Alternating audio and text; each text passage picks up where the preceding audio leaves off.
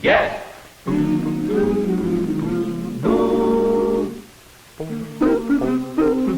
Brought to you by Draper Media. Design and advertising content for true digital cowboys. There's a decade of advertising you've likely never seen. Honey, this is wonderful. They sure think of everything, including our Winstons. Tastes good. Like a cigarette should. That's what they all say. Lost to time, buried by public outcry and a social push for a better world that promised to end the business of substance use once and for all. Try Winston, America's most popular filter cigarette. 50 years ago, tobacco companies pioneered new forms of advertising, skirting the edges of morality and blurring the lines of what's considered acceptable. Society fought back as the law tightened its grip. A ban on smoking advertising was soon on the table, poised to be a surefire way to end big tobacco's reign for good. The last nail in the coffin of tobacco companies. In view of the continuing and mounting evidence from many sources, it is a judgment of the committee that cigarette smoking contributes substantially to mortality from certain specific diseases and to the overall death rate. But just when their fate seemed sealed, the story took an unexpected twist. So how do you keep a product alive when you can't speak its name? How do you reach your target consumer if you can't talk to them? How do you keep your brand thriving in the shadows of regulations, on the fringes of pop culture? And most of all, how do you do all of this so well to make them ask, who really came out on top? Today, we're learning how to cheat. Draper. What do we have here? I am here to advise Draper. you. Get your eyes on this. Tobacco advertising dates back to the early 1800s, a century when cigarettes, as we know them today, were not really a popular means of product consumption. However, when the late 19th century rolled around, industrialization changed everything, and cheap, mass-produced pre-rolled cigarettes flooded the market. The main focus of tobacco advertising in the early days was to cultivate a strong, loyal market for men. This took a few decades, but by the early 1920s, tobacco companies felt their market was mature enough to pivot towards women, and they started focusing on increasing sales in that segment. Whilst many tactics were deployed and their marketing plans were quite varied, one of the main strategies was endorsements. This is roughly when the industry's relationship with Hollywood laid its foundations. Glamorous photographs of movie stars dominated the centerfolds of most popular magazines. Male and female talents were depicted alongside their favorite brands of cigarettes, providing the readers with aspirational models and reinforcing the cool factor we now commonly associate with smoking. The early years of the feminist movement also turned out to be a great catalyst to be exploited. Public relationship pioneer Edward Bernays helped Lucky Strike sponsor the 1929 Women's March at the Easter Day Parade, in which models walked the streets of New York, smoking what would later be recalled as their torches of freedom. Whilst being undoubtedly questionable, these campaigns were completely above board, as convincing research around the risks associated with smoking wouldn't surface until the early 50s. It wasn't unusual to see late-night hosts, athletes, or Hollywood stars endorsing the practice, but tobacco companies took this a step further. To make sure their customer supply was constantly replenished with new adopters, they started targeting younger and younger audiences. This went all the way down to children's cartoons. The original network run of The Flintstones was sponsored by Winston Cigarettes, a property of R.J. Reynolds Tobacco Company. And that wasn't exactly a well-kept secret. The Flintstones has been brought to you by Winston, America's best-selling, best-tasting filter cigarette. It still tastes good like a cigarette should.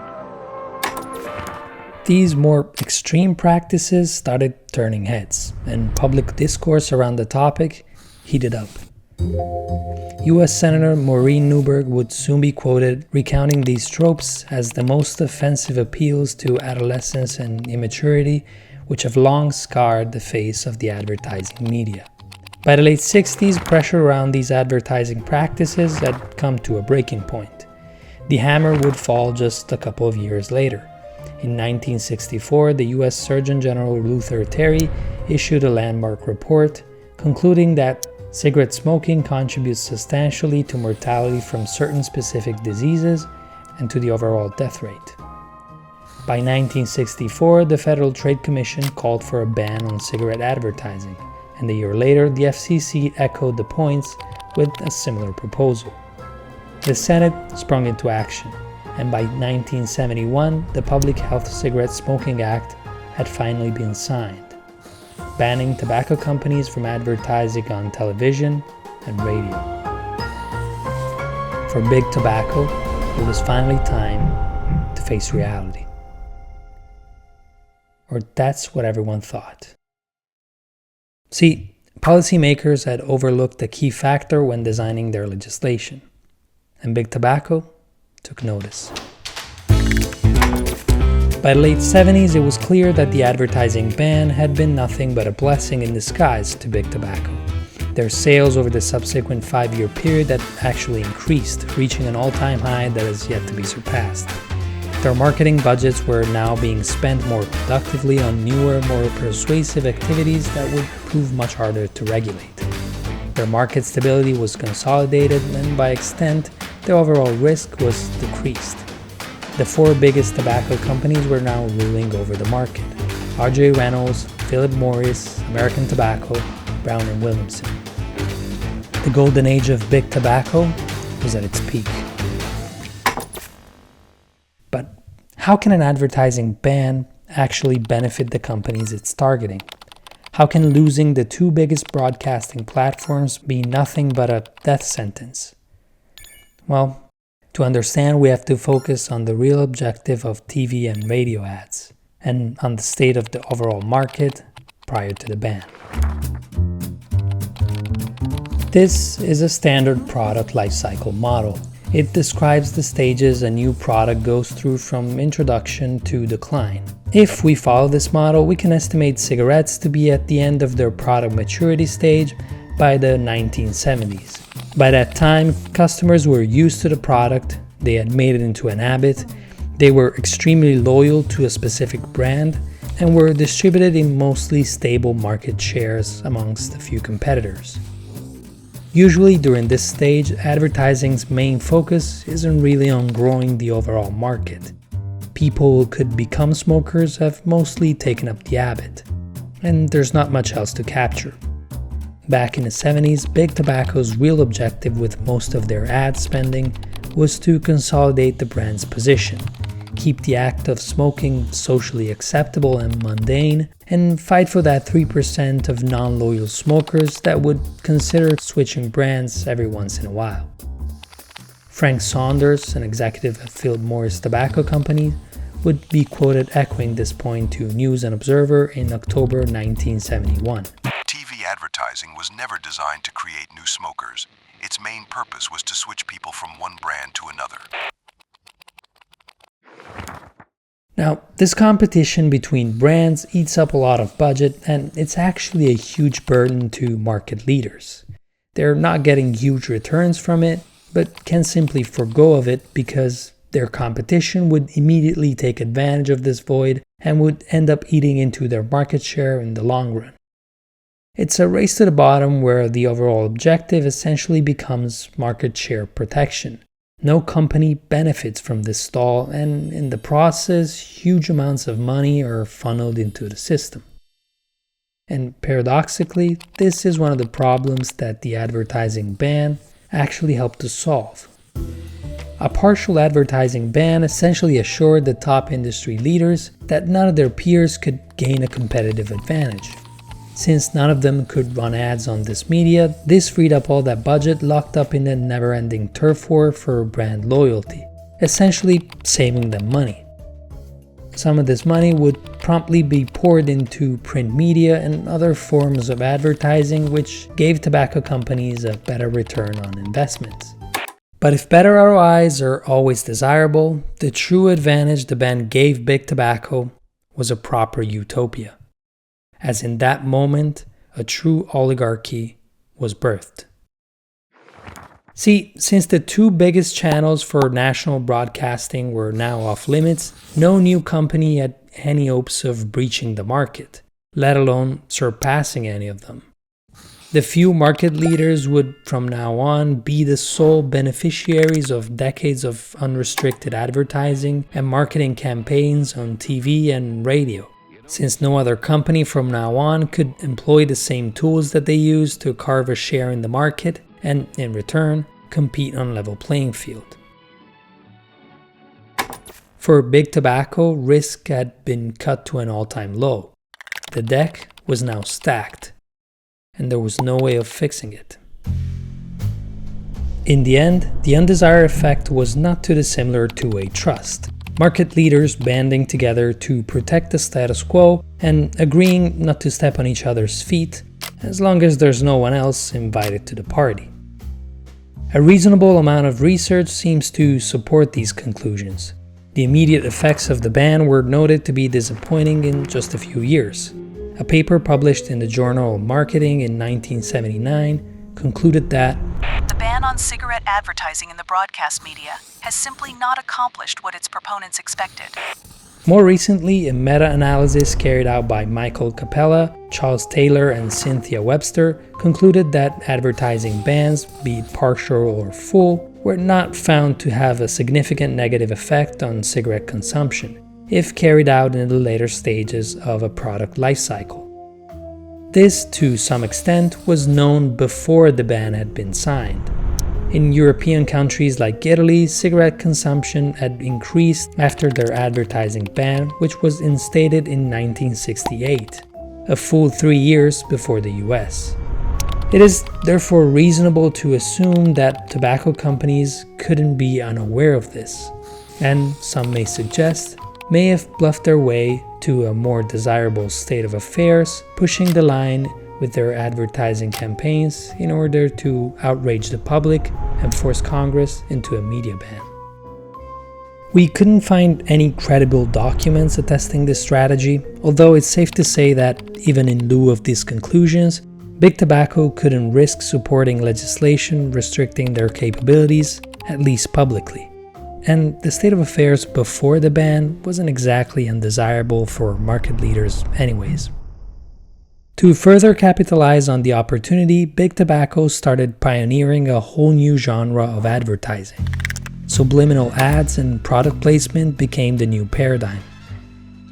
By infiltrating the Hollywood industry and building a solid relationship with its decision makers, Big Tobacco kept a tight grip on culture. Its main objective was to maintain the social acceptability of smoking, normalizing the practice as part of everyday life.